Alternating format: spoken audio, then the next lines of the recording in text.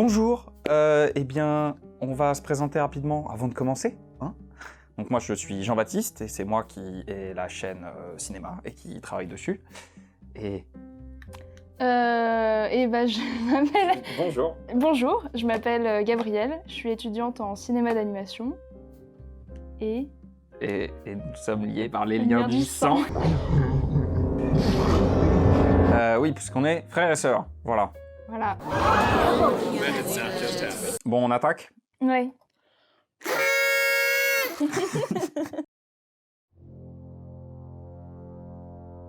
Ok, Dragon, d'où ça vient? Est-ce que tu peux nous expliquer?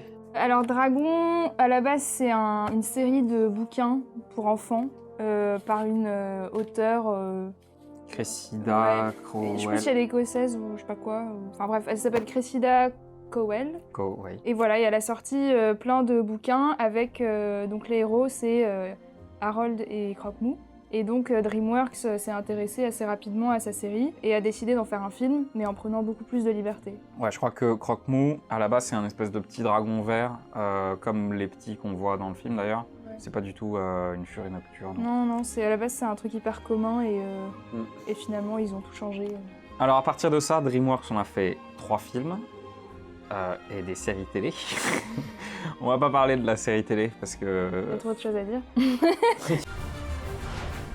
Ça, c'est Burke. Et ça aussi, c'est Burke. Et ça aussi. Et puis ça aussi. Ouais.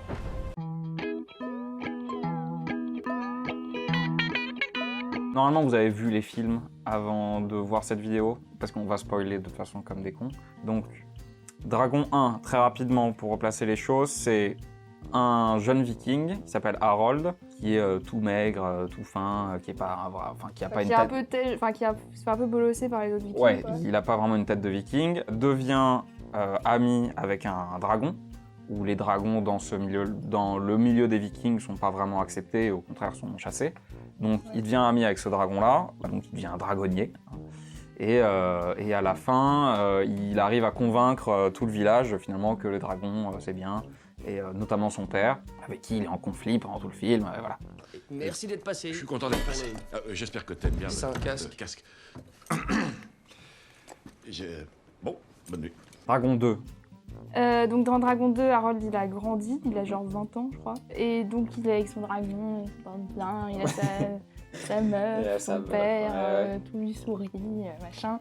Mais il n'a pas très envie d'être chef parce qu'il a envie de gambader avec son dragon. C'est vrai qu'il gambade. Il découvre qu'il y a des vikings qui veulent choper les dragons pour les buter, enfin pour les amener à un mec qui s'appelle Drago, point sanglant.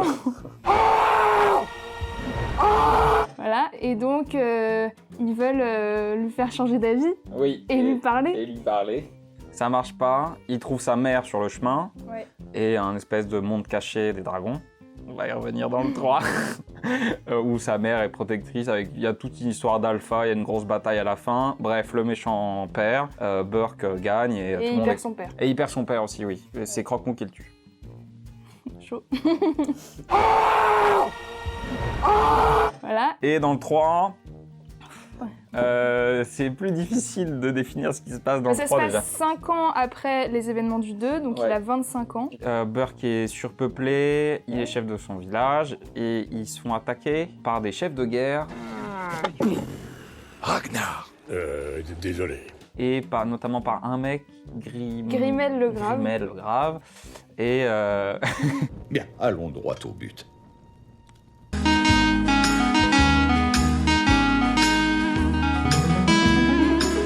Et donc, ils se font attaquer, ils déménagent. Mais personne ne leur a rien demandé, ils se cassent. Ils se cassent, Bref, ils changent d'île. Il y a Croque-Mou qui trouve une furie blanche, donc une femelle. Il y a toute une histoire avec la femelle. Il y a toute une histoire avec Grimel. Il y a des batailles, il y a des trucs.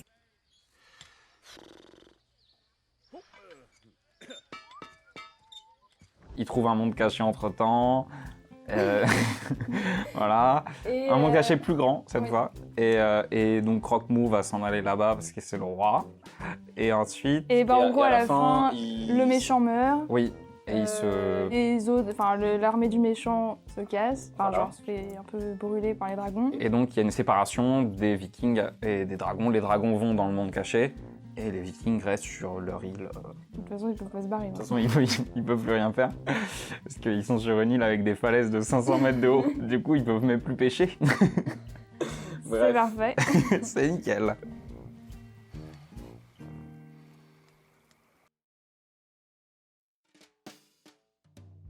J'aimerais faire, pour commencer, un petit listing des films DreamWorks. Je vais les citer un à un.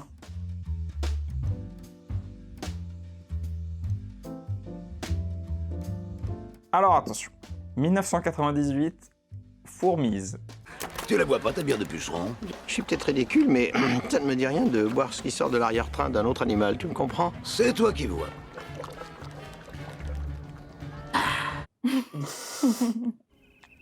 Ce truc a un arrière-goût de crotte. Ah bon? Fais-moi goûter. Eh, mais c'est de la crotte. Pas mauvaise. Le Prince d'Égypte, La Route d'Eldorado, Shrek, Spirit, Simbad, Gang de requins. Je l'ai revu il y a pas longtemps. Il est pas mal, hein? Maintenant, si tu as compris, hoche la tête. Maintenant, dis-moi si tu as hoché la tête. J'ai hoché.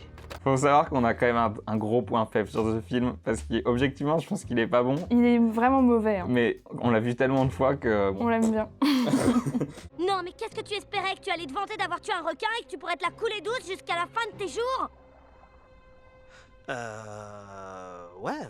Ensuite, Shrek 2, Madagascar, Nos voisins les hommes, B-Movie, Shrek le 3e, Kung Fu Panda, Madagascar 2, Monstre contre Alien, Dragon 1, Megamind, Shrek 4, Kung Fu Panda 2, Chapeauté, Madagascar 3, 5 légendes, Les Croods, Turbo, Mr. Peabody and Sherman, Dragon 2, Les Pingouins de Madagascar, En route, Kung Fu Panda 3, Trolls, Baby Boss, Dragon 3.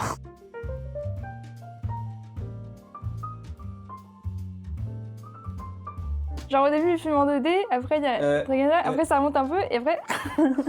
DreamWorks, Baby Boss. Pose ce biscuit tout de suite. Non, par contre, on peut voir que au début, ils étaient sur des films beaucoup plus adultes. Parfait.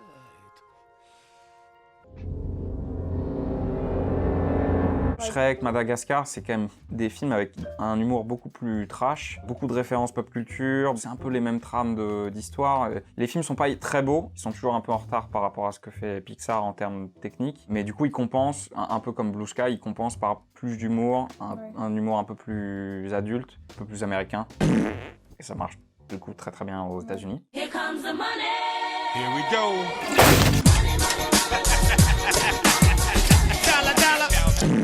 Mais ils ont fait des très bons films, hein. Les Shrek 1 et 2, c'est plutôt des bons films. Kung Fu Panda... B-Movie.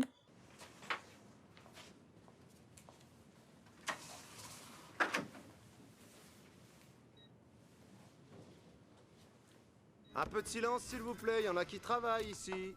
C'est encore cette abeille. Eh oui. Je l'aide pour le procès qu'il intente à l'espèce humaine. Quoi? Ah, bonjour. Bonjour l'abeille. Je te présente Ken. Oui, je me rappelle. Des Timberland taille 44? Semelle compensée, si je ne m'abuse, c'est ça? What the hell? Ils sont effectivement, en plus, en termes de direction artistique, comme on va en parler dans pas longtemps, ils sont sur une direction artistique qui est un peu différente. Les personnages ont quand même des gueules souvent pas très jolies. Bah, ça dépend, hein. Mais même dans leurs films en 2D, où pour le coup c'est hyper beau, machin, depuis le début, ils se détachent vachement des Disney, ils en se détachent 2D beaucoup, ouais. et Pixar en 3D, et même Disney et tout.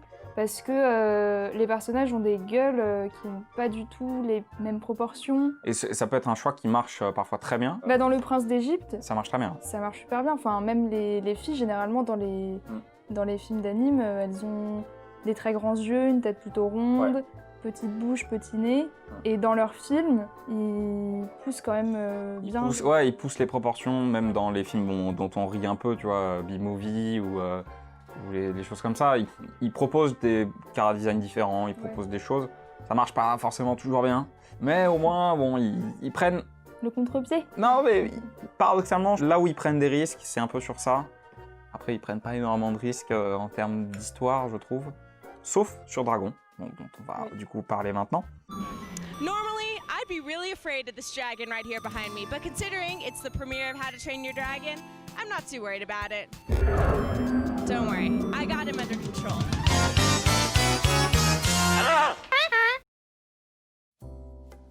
La place de Dragon, elle est un peu particulière parce que, justement, ça ressemble pas vraiment à un film DreamWorks dans le ton et dans les thèmes traités. After we screened, a lot of people said, it's really different for DreamWorks, which was not our goal, just the way it is. I got cornered by about 5 people saying, man, this film has so much heart. It's like... Really? Yeah. Wow. That's good. Tu sais, dans leurs films, c'est plutôt des comédies, tu te rends compte. Enfin, dans leurs films en 3D, je veux dire. Alors que là, c'est plus vraiment une histoire, un film d'aventure, une quête, enfin voilà, avec un héros, qui devient ami avec un autre héros, machin, un nouveau monde avec les Vikings. Alors que normalement, c'était sur une créature, genre une abeille ou je sais pas quoi. Ouais. Il lui arrive des trucs drôles et tout.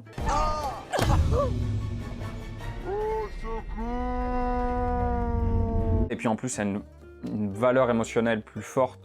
Les 3 films, beaucoup de gens disent qu'ils ont pleuré devant les films, etc. Et ça a aussi une place particulière dans l'histoire de DreamWorks pour les complications qu'il y a eu. Puisque donc Dragon 1, la production est séparée en fait en 2 parties pendant quelques années. Ils ont développé un film, ensuite Katzenberg a dit non. Il a viré le réal et il a amené donc 2 réals qui sont Dean DeBlois et Chris Sanders, qui ont réalisé Lilo et Stitch. Too monkey-like? And a little too long, I think. Huh? Ow! Ow! Ow! Ow! Okay. Et donc ces 2 réalisateurs-là vont reprendre tout le design du monde et vont réécrire une histoire par-dessus. Ils vont réécrire Croque-Mou aussi, c'est eux qui vont introduire le Furie Nocturne, etc. It was really unique. I mean, never before have we done anything like this. When we came on, the characters were built, a lot of the sets were built. Having those things in place allowed us to focus on what we needed to focus on, which was just the story. C'est pour ça, en fait, à la base, les films suivaient vachement plus la série de bouquins. Ouais. Et à partir du moment où ils sont venus, ils ont tout changé. When we inherited the project, Toothless was a very small dragon. He's about the size of a little chihuahua and has the temperament of him as well. Whereas we knew that if Hiccup was going to take the risk of befriending a dragon, it should be a big, terrible, terrifying dragon. Et donc ils ont eu 15 mois pour faire tout le film. Donc tout réécrire, refaire l'animation et tout rendre. We are reconceiving some of the story. We got a lot of notes yesterday, this much. And now we're gonna put this in the script. Shake it. And voilà, the movie's done. Bon, il y avait une bonne partie des décors et des personnages qui étaient déjà faits. Ça a bien sûr fait gagner du temps, mais c'est quand même 15 mois, c'est quand même pas beaucoup.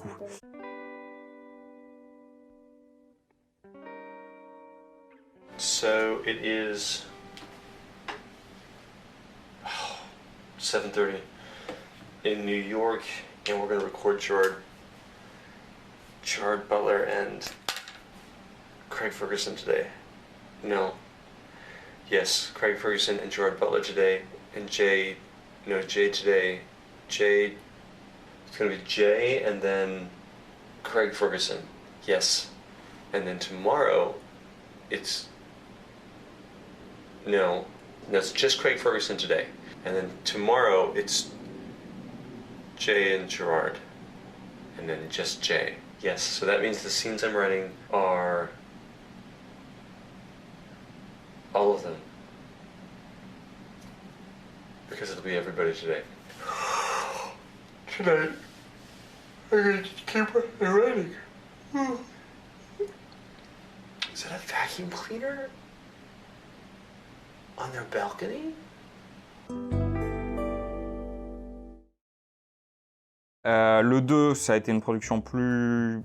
ils ont eu plus de temps, ils ont eu 4 ans, donc ça s'est passé de manière un peu mieux, même si à DreamWorks, ils ont commencé à accélérer le rythme, ils ont voulu faire 3 films par an à un moment, et ça s'est cassé la gueule. Madagascar, Megaman, chapeauté, et ensuite, pour le 3, Il y a encore eu des complications parce qu'il y a eu des grosses restructurations à DreamWorks à cause des bids. Et ensuite, ils se sont fait racheter par Universal. Et donc, ça a encore occasionné des retards de calendrier surtout pour programmer le film. Ah ouais, parce qu'à la base, il devait sortir en 2017, non?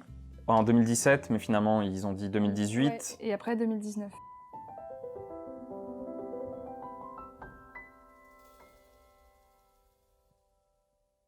Bon, passons à la direction artistique. Oui, bah pour reprendre le truc, c'est que les personnages, dans leur design, ils changent vachement de ce qu'on a l'habitude de voir. L'univers aussi, c'est complètement nouveau. Et c'est pour ça que ce film, quand il est sorti, même moi je me rappelle à l'époque, quand j'avais genre 14 ans, je me disais, c'est fou, ça change complètement. Ça change complètement.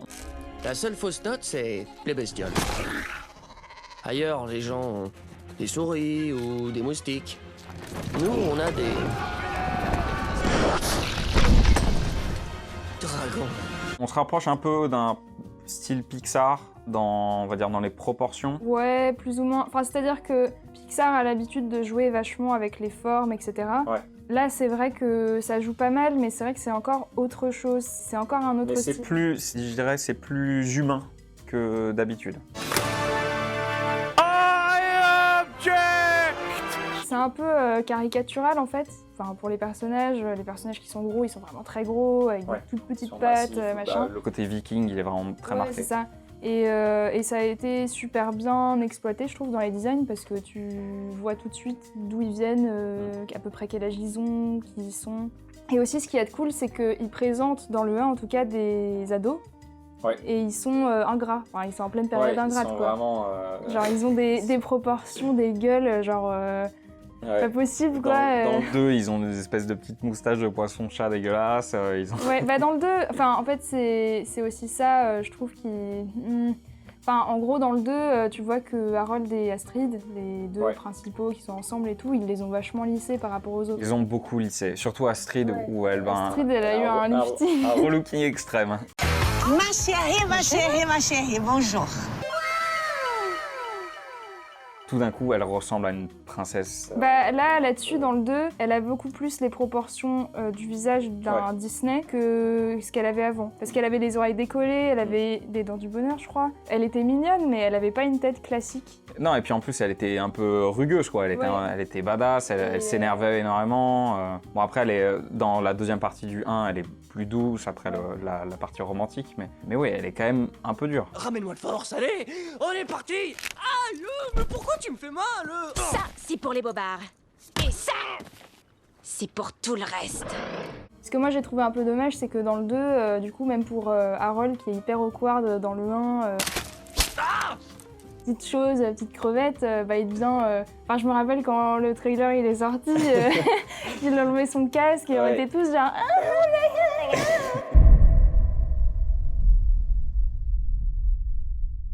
The new How to Train Your Dragon 2 teaser trailer is finally out, and we're going to react to it. Oh my god! Okay, let's do this. Let's see what's so bad about it. Or good. I heard there's some good things about it.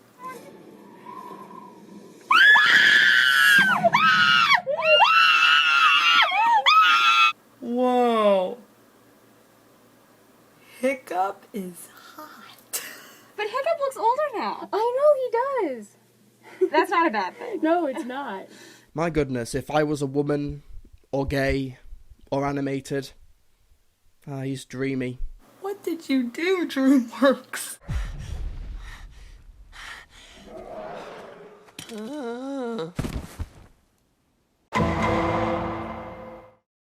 Après, il a encore quelques côtés un peu maladroits et un peu... Oui, mais c'est plus, tu vois, dans son acting que dans son design. Exactement. Pas tout de suite, pas. J'ai toute une journée à me tourner les pouces qui m'attend. Ok, Primo, je te signale que j'ai en aucun cas cette voix-là. C'est vrai quoi? Non mais c'est qui ce gars-là? Ils ont accentué vraiment le côté un peu ingénieur, où il fabrique des trucs, très bricoleur, quoi. Ça, c'est assez cool, où il perfectionne encore sa tenue, il fait des trucs. Donc ça, c'est assez sympa. We gave him like a very sophisticated outfit, flying outfit, and he has designed something very unique to perfect, the art of flying. Il reste sur des proportions qui sont pas vikings par rapport aux autres, donc ça c'est bien. mais c'est vrai qu'il paraît Il est un quand peu même trop moins... BG en fait. Enfin, tu vois, dans tous les gens de son village, c'est le seul pas mal, tu vois. Enfin, les autres, ils ont vraiment des têtes de vikings et lui, il a une tenue de viking, mais je trouve que dans la tête... Ouais, après, c'est vrai que ça accentue le côté, il leur appartient pas, mais... Ça colle avec le personnage. Je trouve que dans le 2, déjà, on perd pas mal en... Tu vois, il a 20 ans, il doit quand même avoir des petits restes de... Il n'est pas fini. And we didn't want Hiccup to suddenly become this strapping, heroic figure. Even though he is the hero of our story, so much of his charm lies in how kind of gangly and awkward and dorky he is. So it was important for us to retain as much of that quality as possible while still making him heroic in his own way.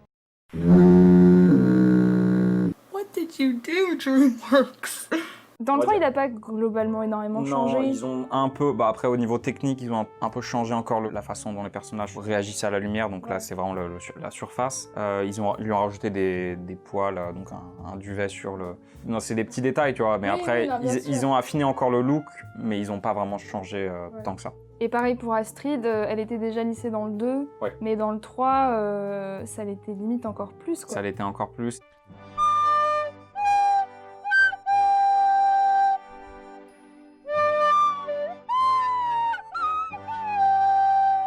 What did you do, DreamWorks?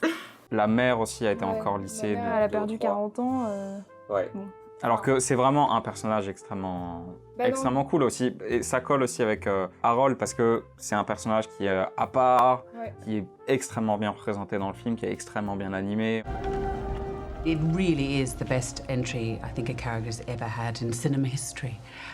You know, masked and mysterious, and you don't know whether she's a force of good or a force of evil. Utterly enigmatic, she rises out of the clouds and sort of terrifies and bewitches Hiccup. Bah, ce qui est cool, c'est que justement, on représente les deux parents de Harold. Et ce qui est génial, c'est que tu vois la ressemblance dans chacun, mais ils ont vraiment un truc propre, quoi. Mais en même temps, tu vois ce que ça donne sur Harold. Enfin, ça doit être très compliqué, en fait, de faire des Caradiennes comme ça. Parce que Stoïque, c'est le viking par excellence. Mais tu vois, il y a tout un truc sur son regard, il a des yeux hyper expressif. Et à côté, t'as Valka qui est... tu vois que Hiccup lui ressemble, mais en même temps, elle a un chara-design assez original, avec une tête un peu en triangle inversé. Sa coiffure, elle est super bien, enfin, elle a des super longs cheveux avec plein de tresses. Et c'est vrai que dans le 3, elle a sa mèche blanche, mais on la voit beaucoup moins. Bon, après, elle a quand même une tenue stylée, comme dans le 2. Ouais, au niveau design, ça change pas. Après, son rôle dans le 3 est vraiment anecdotique, et c'est très dommage, mais c'est comme ça.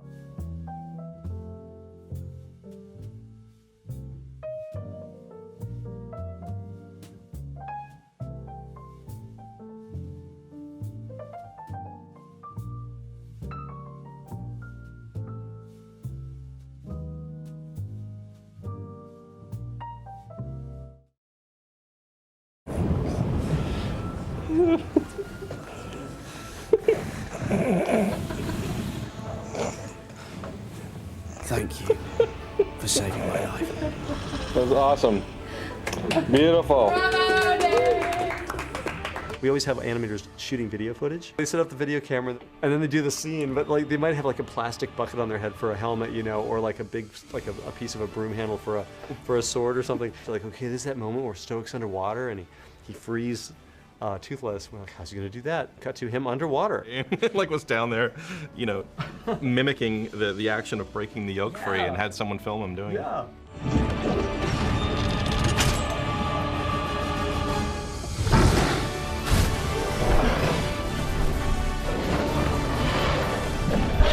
C'est une animation réaliste, mais en même temps, ils se permettent de faire des choses très, on va dire, fantastiques dans la façon dont bouge la mer, par exemple.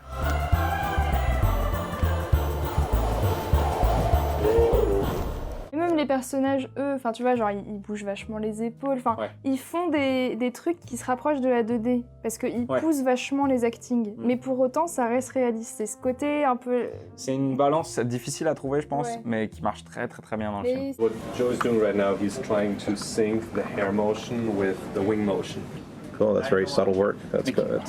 I love that you guys think about that. Ils ont mis hyper longtemps à trouver le style d'anime, enfin c'était assez difficile pour eux. Le chef de l'animation de personnages, là, il a passé 3 ans et demi en tout sur la prod, et 2 ans rien qu'à chercher, genre justement, le style d'animation, les posings des personnages, et tout, parce que c'est un style qui est pas pareil que Disney, Pixar, c'est encore autre chose. Et la difficulté supplémentaire, elle vient des dragons. La façon dont sont animés les dragons, leur donner de la personnalité, leur donner des expressions. We wanted at the same time the dragons to feel real and believable and tangible, but we also wanted them to have a sense of humor. Like, we needed to make them entertaining and be communicating something that the audience recognizes, that the way, a stand-up comedian caricatures politicians, we wanted to caricature animals or different types of species. Alors je trouve qu'ils ont un peu trop poussé le truc, limite dans le 3 où vraiment Croque-Mou, il a un visage quasi humain à la fin. Il fait ses limites. Un peu, tu sais, genre dimension, tu sais, comme avec les robots là, Uncanny Valley là.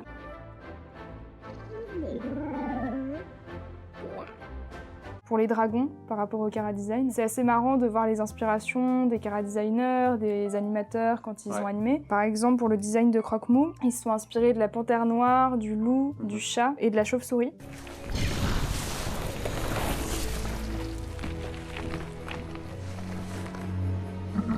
Il y avait des petites références sur des petits oiseaux. Enfin, il fait plein de trucs, c'est incroyable. Ouais, il est très vif, il regarde tout le temps. Mais je trouvais ça assez marrant de voir les inspirations derrière. For every dragon, we kind of mixed and matched certain types of animal behaviors. For example, the Gronkle is a mixture of a bulldog and a helicopter and a bumblebee. So it sounds abstract, but when you actually put those elements together, you get a flavor of a character. And that, along with the design, that you get a very recognizable piece of animation. C'est ouf parce que ce personnage, quand on y pense, il vole, il marche sur ses 2 pattes, sur ses 4 pattes, il fait des poses, enfin genre en termes de rig, squelette du personnage, animation, c'est incroyable quoi. Il est hyper complexe comme personnage. Enfin, c'est assez ouf à voir en fait. Ouais, c'est ouf. Attends. Non. C'était le seul, j'en ai plus.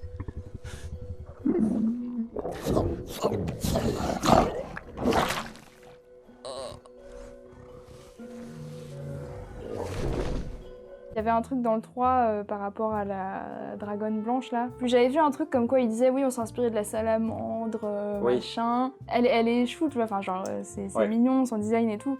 Mais tu vois, c'était genre oui, on s'est inspiré de la salamandre, de ça. Puis après dans le film... Quelque chose comme ça? Tu sais quoi? Laisse tomber, redessine Croque-Mou mais en blanc. Et globalement, pour les dragons, enfin genre leur design, ils ont été pensés pour être différents et je trouve que c'est hyper cool qu'il y ait une variété de dragons aussi différents. Enfin, tu reconnais chaque espèce et donc c'est ça qui fait la force de la... Je pense que ça vient aussi du bouquin. Oui, c'est sûr, mais je trouve que... Mais c'est très fort, ouais. Enfin, on n'a jamais vu ça dans un film, tu vois, par rapport aux dragons plus traditionnels. Ouais, avoir un tel bestiaire, c'est vrai que c'est assez rare. Ah oui, ils sont limite cartoon, tu vois, dans certains, et c'est vachement cool de les avoir vraiment dans un film, d'avoir cette variété-là. C'est ce qui fait la force, je trouve, d'un film d'animation par rapport à ça.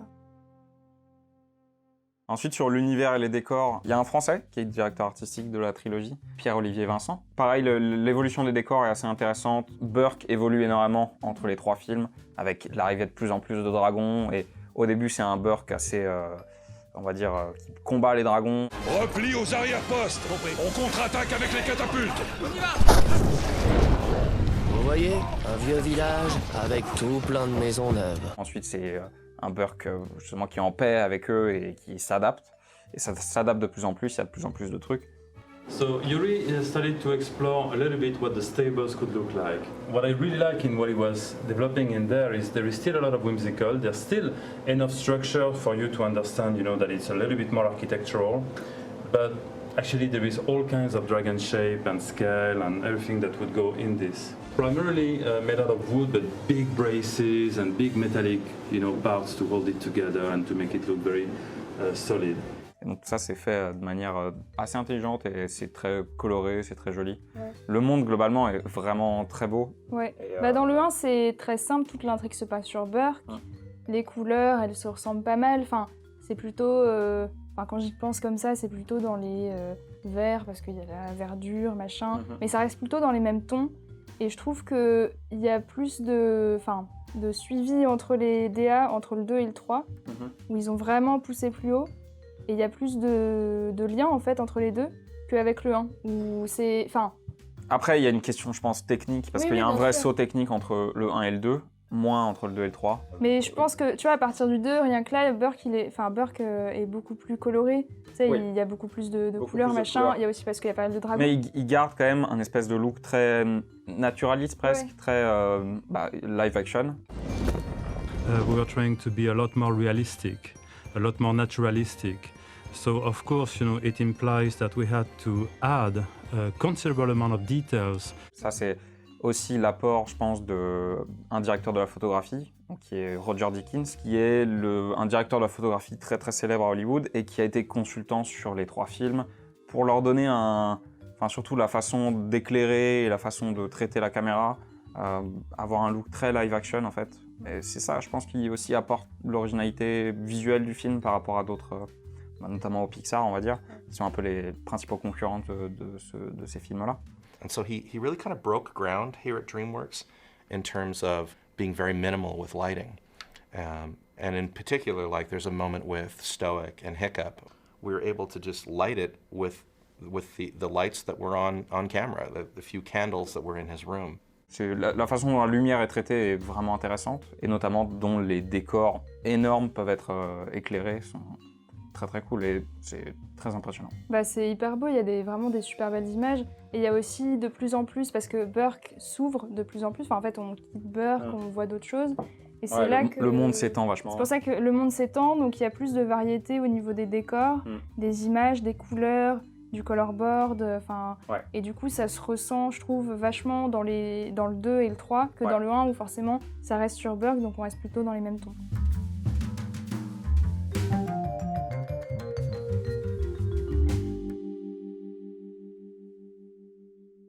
Alors, sur la technique, il y a pas mal de choses à dire. C'est des films qui sont assez particuliers. Le 1, c'était vraiment la fin de tout un cycle technologique chez DreamWorks.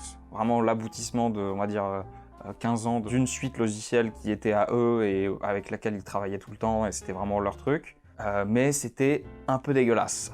Ils avaient un logiciel d'animation notamment qui s'appelait Emo, où en gros, tu contrôlais ton personnage avec un tableau Excel. Et donc tu contrôlais tous les contrôleurs d'un personnage, il peut y en avoir énormément, il y en a plus de 2000 pour par exemple Croque-Mou, et tu contrôlais avec un tableau Excel, t'entrais ta valeur et tu voyais le truc qui se rafraîchissait 2 secondes après.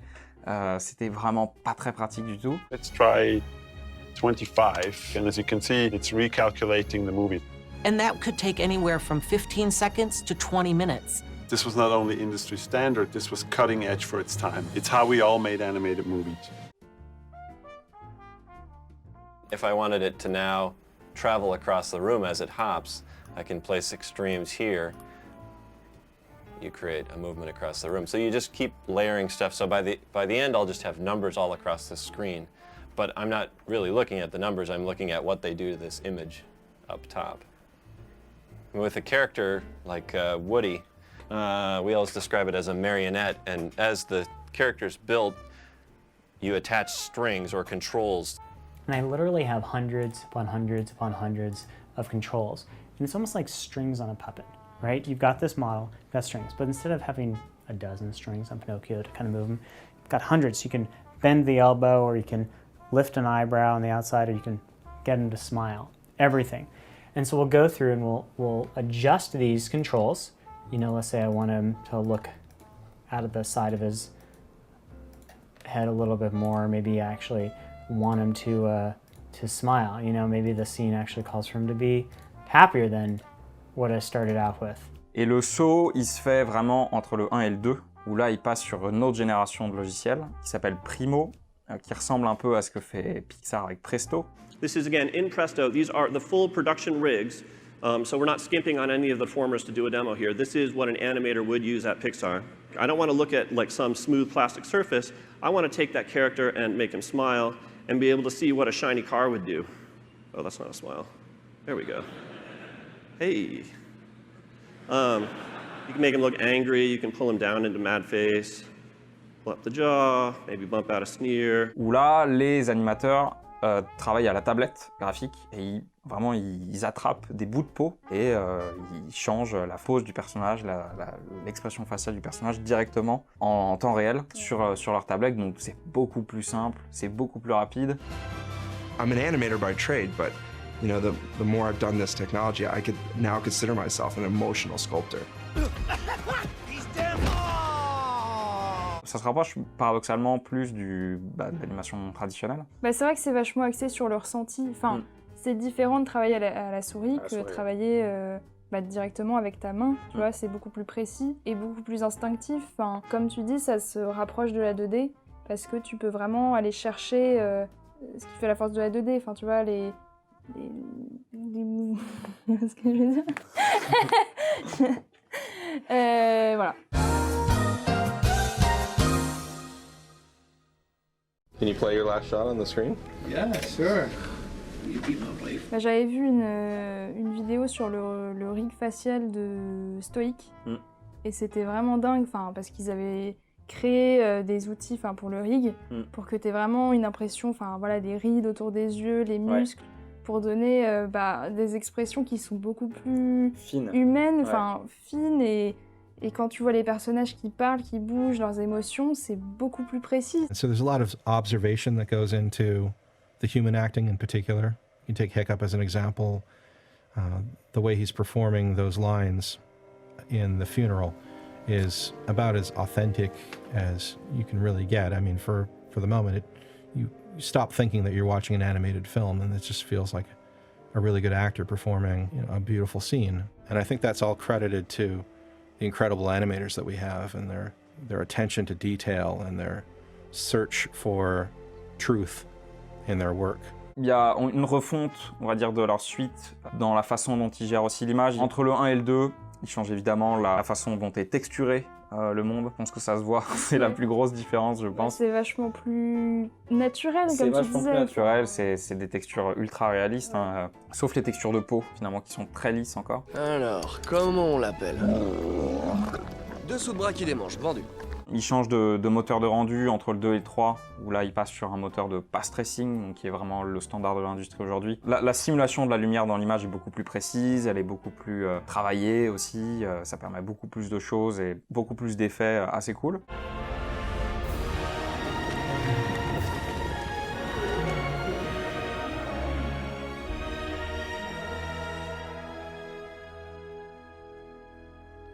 D'ailleurs, sur la Furie Blanche, il y a quand même un challenge technique très intéressant, c'est que quand il y a Croque-Mou et la Furie Blanche ensemble dans la même image, Croque-Mou il est noir, elle est blanche, et donc c'est très difficile de créer les lumières pour ce genre de scène. Il a fallu artificiellement en fait augmenter la luminosité sur Croque-Mou pour qu'il apparaisse un peu plus gris, parce que sinon il y allait avoir une tache noire et une tache blanche où les ombres allaient être claires. Enfin tu vois, c'est un challenge assez difficile à avoir pour ce genre de film, et je trouve qu'ils l'ont vraiment très bien fait. Les images sont très très belles dans le 3.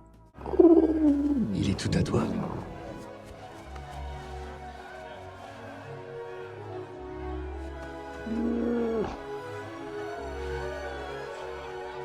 Donc voilà, globalement, les avancées techniques entre le 2 et le 3, c'est vraiment sur le rendu. Ils restent dans la continuité de leur logiciel d'animation qu'ils ont introduit sur le 2. Mais c'est pour ça que ça se ressent aussi et que peut-être en termes de DA, tout ça, il y a beaucoup plus de continuité entre le 2 et le 3. Et le 1, ça fait un peu, en termes de technique, ça fait un peu genre l'enfant, Allez, allez, c'est bien. C'est vrai qu'ils ont, ça se sent qu'ils ont vachement plus poussé, que c'est beaucoup plus, il y a des trucs, c'est incroyable dans le 3, le sable, les cheveux, la fourrure, dans il y a énormément de simulations, il y a énormément de choses. Oh, that's great. Oh my god, great scale. Après, les simulations, dans le 1, ils n'ont pas pu beaucoup en faire parce que justement, ils avaient que 15 mois. It's funny because we were under such pressure to finish the film, down to counting the shots, the effect shots that we had in the film, and having to limit them. Like, do we really need an explosion here? Does this really have to catch fire? You know, do we need these clouds? And it was really kind of down to it. Like, were we going to be able to finish the movie? Donc en fait, comme tous les plans comptaient, ils sont allés vraiment à l'essentiel. Et c'est aussi pour ça que je pense qu'on préfère ce film-là, parce qu'il est beaucoup plus...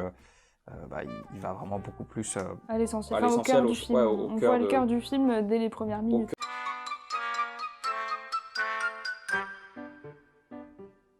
Et il y a encore une chose qu'il faut que vous sachiez.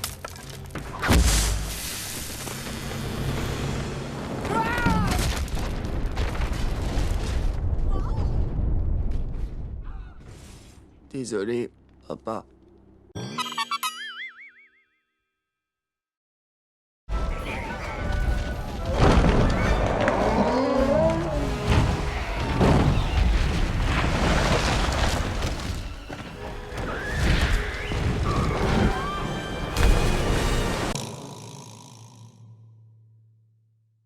entre le 1 et le 2 et le 3, enfin surtout entre le 1 et le 2, il y a plus une refonte des outils donnés aux artistes, plus qu'une refonte vraiment des algorithmes scientifiques. Enfin, il y en a une, mais qui est finalement moins importante, ça donne un saut moins important. C'est vraiment donner des nouveaux outils qui sont beaucoup plus puissants, les outils de lighting, d'animation et de rendu. Enfin, c'est ça qui permet en fait le saut graphique. Finalement, c'est ça qu'il faut retenir avec Dragon, je pense, il y a des avancées technologiques très fortes à cette période-là, mais c'est surtout les avancées en termes d'outils qui permettent ce genre de résultats. Ah, c'est pas. Merde.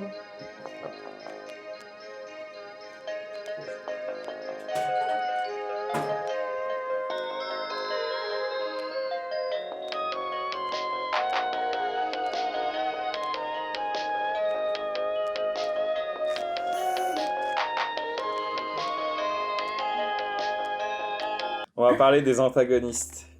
Ouais. Parce que, en gros, donc ces films-là, c'est des aventures, on a dit, c'est plus des aventures que des comédies. Ouais. Donc, dans toute aventure, tu as besoin d'un point qui bloque. Oui. Tu as besoin, justement, dans le cercle de Joseph Campbell, le héros mi-visage, tu as toujours un point de conflit. Oui. Un conflit, t'es quelque part, là. Dans le 1, il n'y a pas vraiment de méchant. C'est un antagoniste. C'est un antagoniste. C'est différent. Un antagoniste, c'est pas forcément quelqu'un de méchant en soi, mais c'est celui qui va poser des obstacles. Et c'est exactement ça avec Stoic, donc le père d'Harold, qui est le chef de Burke. Oui. Et donc son objectif, c'est de protéger Burke des dragons. Oui. Et du coup, c'est pour ça qu'il tue les dragons et tout ça. Soit on en finit avec eux, soit c'en est fini de nous. C'est le seul moyen de s'en débarrasser. Si on trouve leur nid, qu'on le détruit, les dragons s'en iront vers un autre territoire. Ce qui est compréhensible. C'est compréhensible, c'est logique. Quand il voit que Harold fricote avec le dragon, il est forcément surpris et il est déçu. Papa, non! Une seule fois dans ta vie, tu veux bien écouter ce que j'ai à te dire? Tu te mets du côté de ces animaux. Tu n'es pas un viking. Et encore moins mon fils.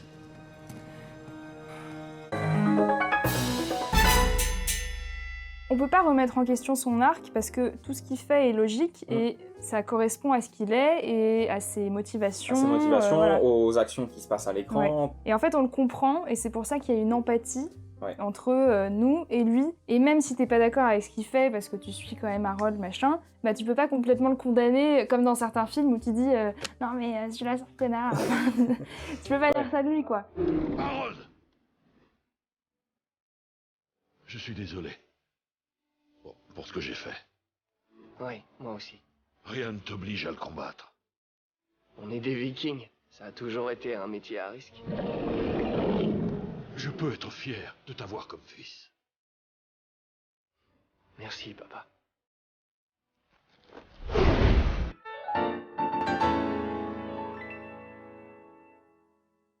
Ce qui est aussi super intéressant, et c'est pour ça que j'aime beaucoup ce film aussi, c'est qu'il y a vraiment un parallèle entre le conflit en termes d'intérêt, on va dire, entre Harold qui veut sauver les dragons et son père qui veut protéger Berk et qui considère les dragons comme une menace. Ouais. Donc entre ce conflit d'intérêt-là et les conflits à l'adolescence entre les enfants et les parents.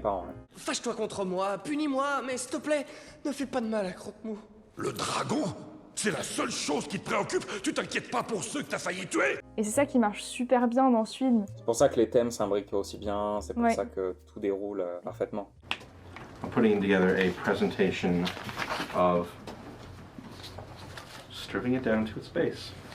The father and son story. We're going to pin this up and pitch Bill Damashki through the stripped down base story and then start hanging our details on it because we're tripping on our details. We have too much prophecy and legend and history, and it's getting in the way of the actual emotional story.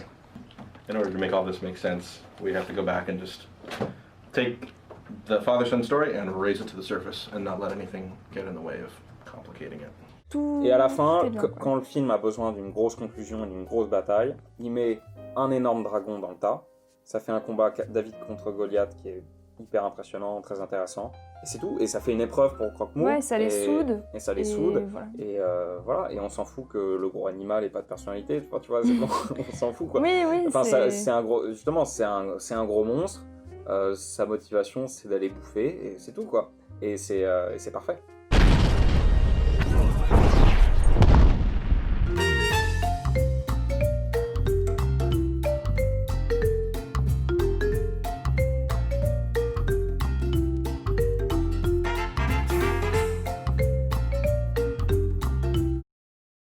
Passons au 2.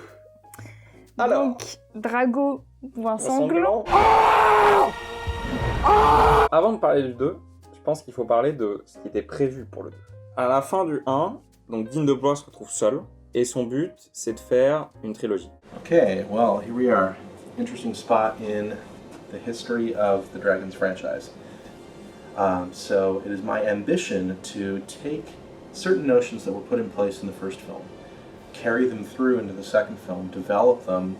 I intend to do it with the whole scope in mind, with the beginning and the end already in place, so that if we're doing the middle installment, that it really does lead in an exciting and almost a cliffhanger kind of way into the third film.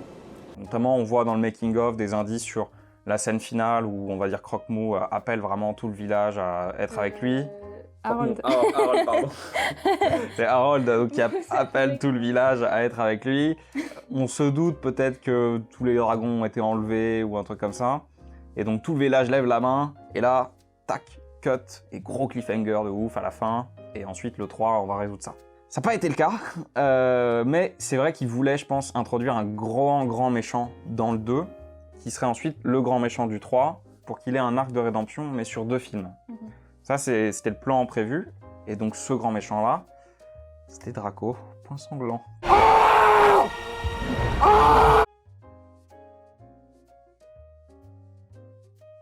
In early drafts of Dragon 3, we did focus on the return of Drago.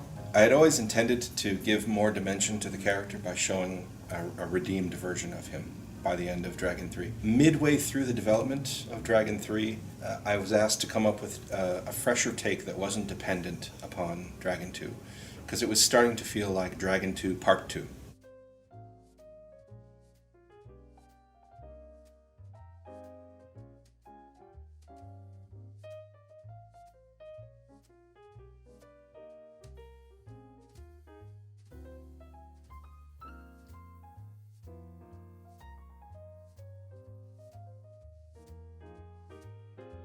So, very wisely, Steven Spielberg had said to me, the redemption story of Drago requires so much screen time that you don't have in order to really sell it properly, and you would do yourself a disservice to try to force it in.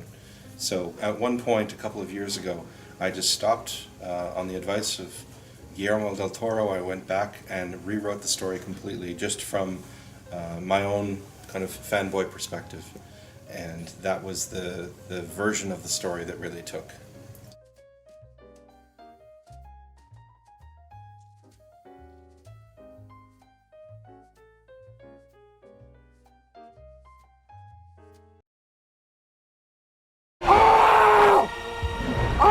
En fait, le truc, c'est que dans ce film, il y a une espèce de montée en puissance. Enfin, c'est un peu genre Voldemort. Tu sais, on en parle pendant pratiquement tout le film. Ouais. Genre, mais non, mais cachez vos dragons, il ne faut pas sortir et tout. Point sanglant. Drago, point sanglant. Ouais, attends. Tu connais ce type? Que tous les dragons rentrent! Quoi? Pourquoi? Fermez les portails! Fermez les portes anti-tempête! Allez, on y va! Aucun dragon, aucun viking ne quitte l'île sans mon autorisation! Quoi? Parce qu'un type que t'as connu fait des vagues sur une île loin d'ici? Parce que Drago point sanglant est un fou furieux, sans foi ni loi, et surtout sans pitié. C'est terrible, hein? Ils me font peur, c'est con. Et après, tu le vois et... Bah, dans son design, il est assez impressionnant. Enfin, genre, moi, j'aime bien son design et tout. Il est assez cool. Ça fait un peu qu'il vient plutôt d'un pays assez étranger. Ouais, c'est pas vraiment cool, viking, c'est pas ouais. plus du sud. Moi, je le trouve cool. Mais par contre, en termes de ce qu'il est et de comment enfin, ses motivations, je comprends pas. Drago is all about force. And so all of his war machines, his ships, his own design is meant to be very, very forceful. He doesn't take the time to get to know anyone. He's not going to look at a creature with compassion. He will simply bend it to its will and force it to become a beast of burden. Déjà, sa motivation, c'est plus ou moins être l'alpha des dragons, parce qu'en fait, il a envie de les contrôler, il contrôle l'alpha. Mais il dit qu'il a une backstory qu'il aborde en mode mais les dragons, ils ont tué ma famille. Du coup, c'est genre, mais pourquoi tu veux les contrôler? Pourquoi tu veux pas les tuer? Parce qu'il faut des dragons, si l'on veut vaincre des dragons. C'est nul! Ça, c'est un peu une décision que j'arrive pas à expliquer. Vraiment, le méchant dragonnier qui veut utiliser d'autres dragons pour en tuer d'autres. C'est pas intéressant. En plus, il y a ça 2 films de suite. Enfin, au-delà de ça, Drago, je trouve qu'il est pas très charismatique comme méchant. Non. Enfin... Il crie, quoi. La technique du cri, excellent. Moi, ça me gêne. Il me gêne. Ouais, c'est très gênant. J'arrive pas à regarder. C'est pour ça que les dragons, ils baissent la tête. Ils sont... Genre, la petite chute comme ça, en voyant le film. No, don't like that. Et l'anecdote sur le cri, c'était pas écrit dans le scénario. C'était les échauffements de voix de l'acteur qui joue Draco. C'est Ji Moon-soon, qui est un gros acteur de film d'action.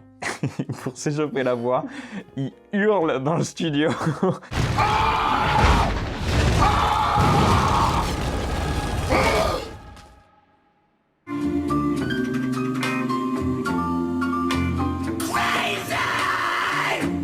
Et en fait, il est pas très impactant dans le film. Je trouve que c'est mieux réussi au début quand on le voit pas. Parce que t'as cette montée en puissance de... Oh mon dieu, il faut fermer tout le village. Et Drago, lui, les excuses, il pardonne pas. Voilà de quoi il m'a gratifié la dernière fois que je suis rentré bredouille. Il a promis de pas être aussi indulgent à l'avenir. Et au final, ça tombe un peu comme pouet, genre une petite mouche dans l'eau. Enfin, genre, d'ailleurs, lui aussi, il tombe dans l'eau.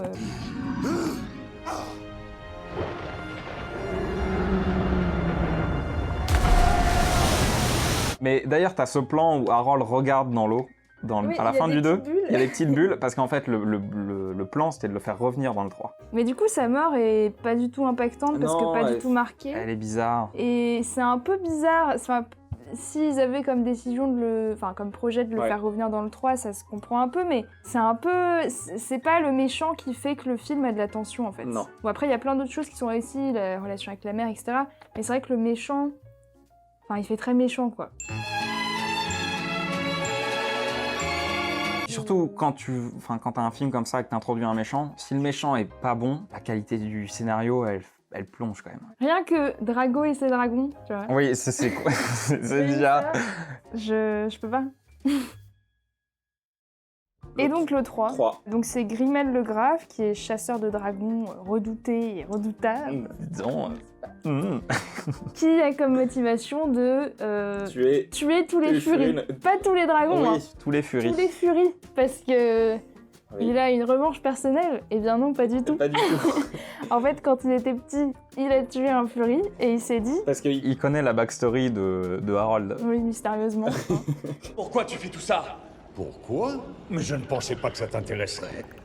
Eh bien, à l'inverse de toi, lorsque j'étais petit et que je suis tombé sur un furie, je l'ai trucidé sans aucun remords.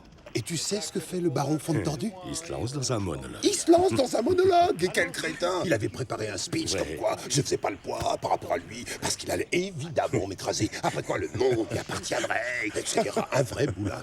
Après, il est beaucoup plus charismatique. Ouais, il a vachement de charme, ses expressions, son acting, c'est incroyable.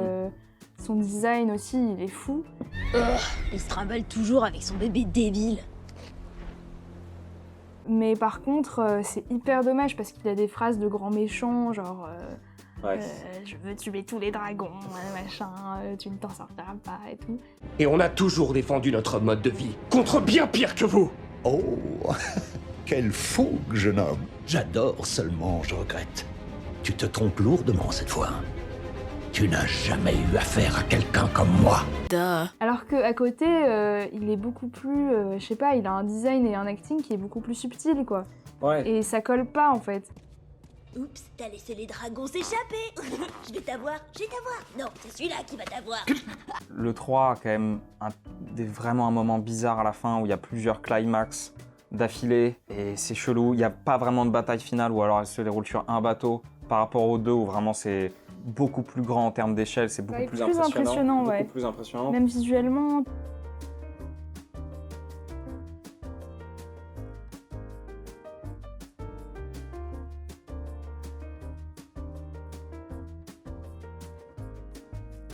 Ça sent qu'ils ont eu des galères sur le 3 sur le fait qu'en milieu de production, ils enlèvent Drago, ils introduisent Grimmel, et ils ont dû recycler des éléments, je pense, et on va dire coller des éléments d'histoire qui vont pas forcément ensemble. Je me suis promis de m'élever au-dessus de la tyrannie des dragons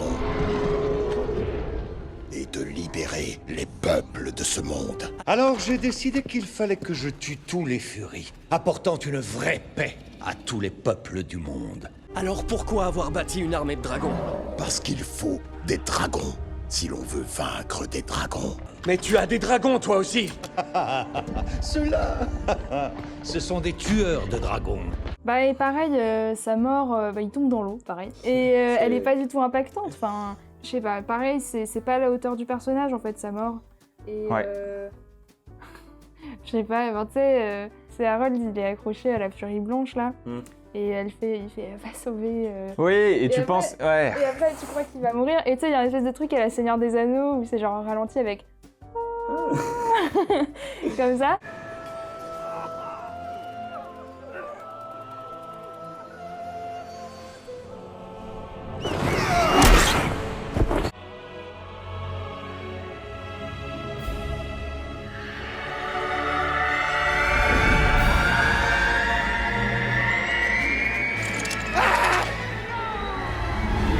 Et t'y crois zéro, enfin évidemment. Et puis après, bon bah évidemment, il y a 40 000 dragons contre lui, personne va aller le chercher. Non, parce que je te rappelle qu'il doit se marier à la fin. Oui, c'est vrai. L'autre point antagoniste, c'est le principe d'alpha. Oui. Où là, ils font n'importe quoi avec. Donc, en fait, dans le 1, le gros truc, c'est un alpha. Ils disent d'ailleurs une réplique, une reine du ruche ou un truc comme ça. Non, au contraire, c'est très logique ce que je dis. C'est comme une ruche géante. C'est les ouvrières et ça, c'est leur reine. Elle les contrôle. En fait, dans le 1, c'est un alpha. Mais on Dans dit le pas, 2, on s'en fout. Oui, et puis surtout, c'est un alpha qui a une gueule, voilà, c'est juste un gros. Dans le 2, les deux alphas, ils ont la même tête. Et tu te dis, en fait, c'est une race différente. C'est une race d'alpha. Ouais, je sais pas. En tout cas, ils sont hyper gros. We had this idea that we were going to introduce the top of the chain. And this dragon, instead of being a fire-breathing, flying dragon, would actually be a water dragon that swallows back masses of water and then regurgitates it with such extreme force that it tears apart its subject and freezes it mid-splash, leaving these really iconic, arresting images of ice spikes and devastating destruction. It was such a remarkable idea and such a strong visual that we pursued it to the full extent. Et puis, bizarrement, petite crotte noire là qui arrive devant, qui crie 2 minutes et puis c'est fini. Elle lance des éclairs. Oui, enfin, elle lance des éclairs, ça fait tomber une corde et le mec il arrête.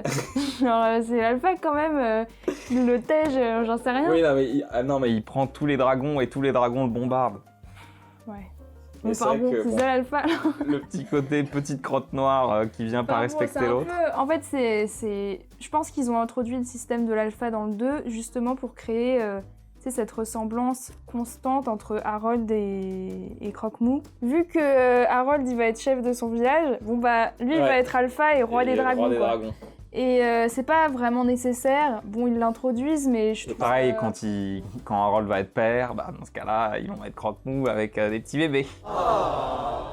Ce que j'ai ressenti dans le 3, c'était plus une volonté de faire un petit peu de fanservice avec les enfants, ils se retrouvent. Tu sais qu'il va y avoir des adieux inévitablement, mais ils se retrouvent quand même. Et justement, c'est con parce que t'as les adieux. Bon, moi j'aime pas parce que je trouve qu'ils sont pas mérités dans le scénario. Ouais, surtout c'est quitter vos dragons, d'accord. D'accord. Et tout le monde le trouve. Et la mère, ça fait 20 ans qu'elle habite avec son dragon, elle dort avec et tout. Ouais. Et c'est genre, allez, va. Allez. Oh, cher Jumper.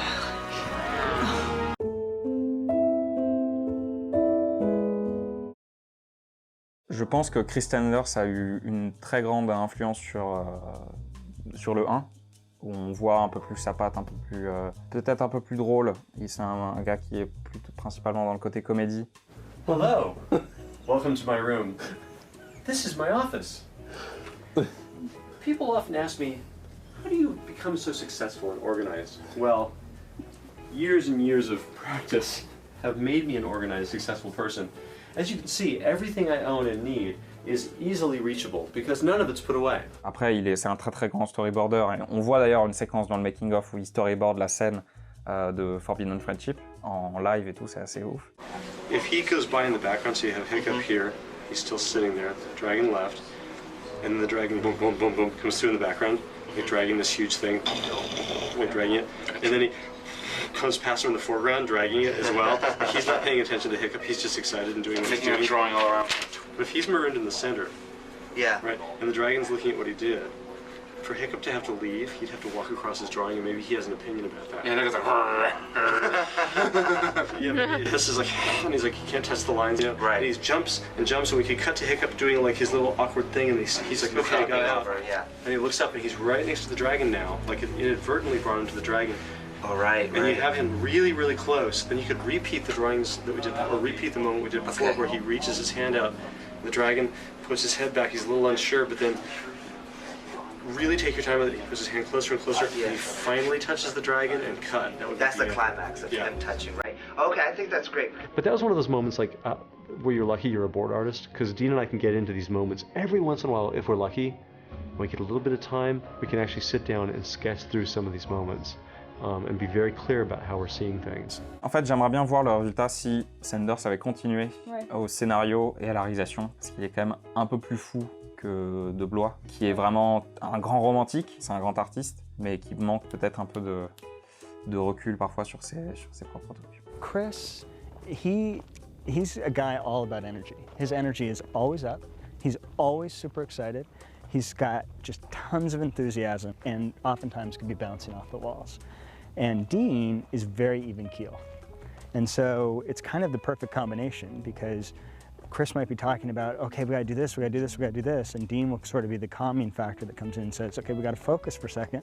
Let's tackle this thing first and see how it impacts the rest of the story going forward. So I think that actually helps kind of counterbalance the two of them. Bah, les problématiques des films en soi, elles sont top, hein. Elles sont cool. Genre, je trouve qu'elles sont hyper matures et tout ça, et ça parle, c'est assez universel. Mais c'est vrai que, en fait, ça se ressent de moins en moins. Enfin, les problématiques, tu les sens de moins en moins dans les films, je trouve, au fur et à mesure.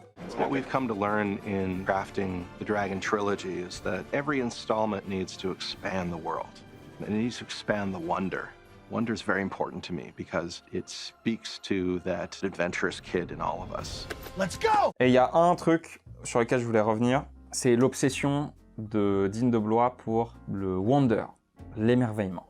We have something different with this movie, and it was there in the first one as well, which is in place of a laugh every minute, we have wonder. And to me, and for the movies that I loved growing up and that I still love today, wonder is more important.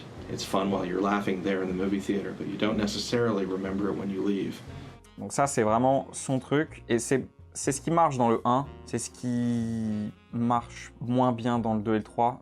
Dans le 2, ça marche quand même. Il y a vraiment des... Ça marche dans le 2, mais disons que à force, ça commence à se voir. Il pousse l'échelle encore plus grande. Le monde caché dans le 2, il est beaucoup plus grand dans le 3. Et il y a une chorégraphie entre la furie blanche et noire.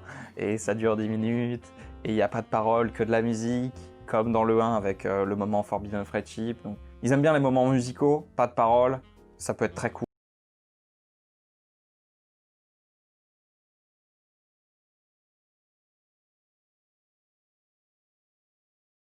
En soi, ça marche, mais c'est vrai que ça fait un peu... Enfin, moi, quand j'ai vu le film, je l'ai un peu ressenti, genre... Regardez ce qu'on peut faire. Regardez. Regardez. Vous voyez une salle pleine de vikings qui sont en train de manger avec de la soupe et plein de fumée et plein de... Vous voulez voir notre nouveau logiciel d'animation? Notre nouveau moteur de rendu? Il peut faire ça. Regardez du sable au premier plan. Vous voulez voir 60 000 dragons dans la même scène? Allez-y. Une énorme cascade avec 3 milliards de particules? Je peux vous le donner. C'est bon. c'est des belles images, mais je trouve que... Enfin, en fait, j'avais un peu l'impression que l'histoire s'axait autour de ces images-là, plutôt que l'inverse. Et c'est pour ça que ça marche bien dans le 1 et dans le 2 aussi, quand même. Ouais. C'était que ces images, elles appuient quelque chose, un sentiment qui est présent dans l'histoire. Elles ont du sens, Voilà. elles ont du sens. Alors que dans le 3, c'est un peu gratuit, en fait. Enfin, je sais pas, j'ai l'impression que c'était plus une démonstration technique, plutôt que quelque chose scénaristiquement... Le fait qu'il n'y ait plus aucun compromis, ça peut nuire, en fait, paradoxalement, à l'histoire. Parce que quand tu développes une séquence et tu dis, en fait, je peux tout faire, ou quasiment, Oui. bah faisons-le, ça va durer trop longtemps, ça va casser le rythme, mais c'est joli. Et c'est effectivement, la première fois que tu le vois, waouh, ça rend bien, tu vois. Mais il faut que ça serve à quelque chose.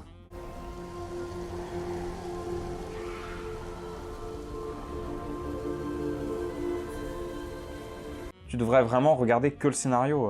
À la fin, c'est ce qui compte. Oui, oui, bah, quand tu vois un film, tu vois un film, en fait.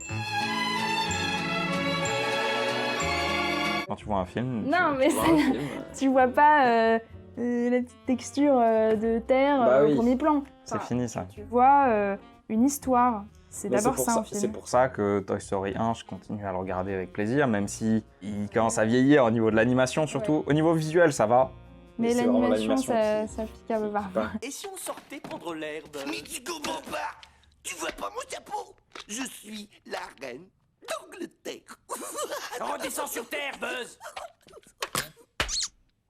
Enfin, justement, par rapport à ce principe d'image et tout, je pense qu'il faut se rappeler, enfin, même si on a plein d'outils et que c'est un peu difficile de se poser des limites, que justement, les images, elles sont au service de l'histoire et pas l'inverse. Et qu'il faut d'abord avoir une bonne histoire pour ajouter des images qui ont du sens et qui sont cohérentes par rapport à ça, pour que finalement, tout se tienne bien et que quand tu vois le film, les images, quand tu les as, elles te... Waouh, enfin, ça apporte vraiment beaucoup d'émotions et ça a du sens. Ça peut être aussi des démonstrations techniques, c'est pas forcément mauvais, mais c'est juste que...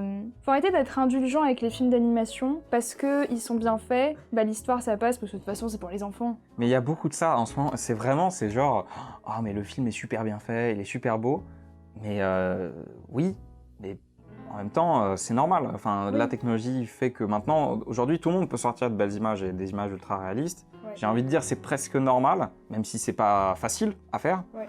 Faut pas pardonner tout à cause de la beauté visuelle d'un film. Et justement pour ça, je vais donner deux exemples, enfin faire deux parallèles. D'un côté, Les Indestructibles 2, bah il est super bien fait, mise en scène géniale, genre hyper beau, enfin voilà. Mais scénaristiquement, enfin au niveau de l'histoire, j'ai pas du tout accroché. Je trouve que ça part dans tous les sens. C'est une catastrophe. Et ce que j'ai entendu sur le film, c'est plutôt ah non mais les images elles étaient super belles, comment t'as pu pas aimer? Quand tu parlais du film, c'était genre ah oui c'est vrai que ça c'était pas très cohérent machin. Mais bon, tu passes quand même à la limite un bon moment. Et à côté t'as Spider-Verse avec un visuel qui change vachement mais qui est hyper exigeant, hyper beau, enfin hyper nouveau. Mais il y a pas que ça, c'est-à-dire que l'histoire, les personnages ils sont cool. Mais surtout le visuel qui est ultra original, à un moment s'efface, tu l'oublies. Et tout ça c'est au profit de l'histoire. Et ce que t'entends sur le film, c'est une histoire géniale, j'ai vachement aimé, et en plus, le visuel est incroyable.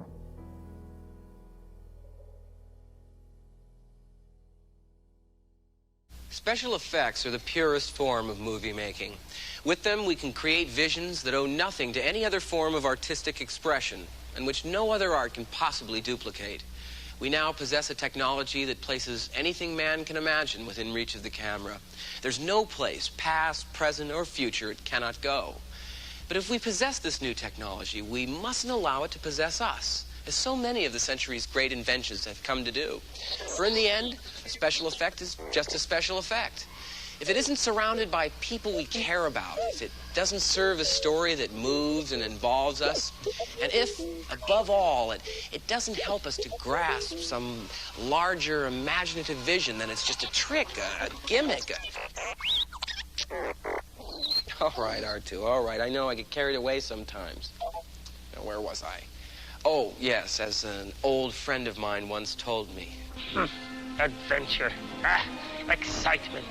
A Jedi craves not these things. Ah, but we do.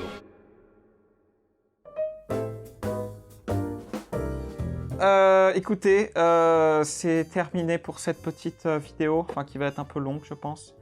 Et on espère que ça vous aura plu. On a une recommandation chacun à suivre sur YouTube, les réseaux, ce que vous voulez. Donc toi... C'est Nico Marley, le character designer emblématique de DreamWorks, qui a bossé sur plein d'autres films, Kung Fu Panda, tout ça. Il a un style hyper fun, enfin, ses personnages ils sont drôles, ils sont hyper expressifs, j'adore son style, il y a plein de détails, c'est hyper cool. Et ça se trouve sur Tumblr. On mettra le lien. Il y aura le lien. Dans la description, voilà. Et moi, c'est la chaîne de Cartoon Télé, qui est une chaîne qui parle d'animation 2D. Et c'est très intéressant, donc allez voir si vous aimez l'animation. Si vous aimez l'animation 2D, j'arrive plus à... Voilà, ce sera tout pour aujourd'hui. À la prochaine.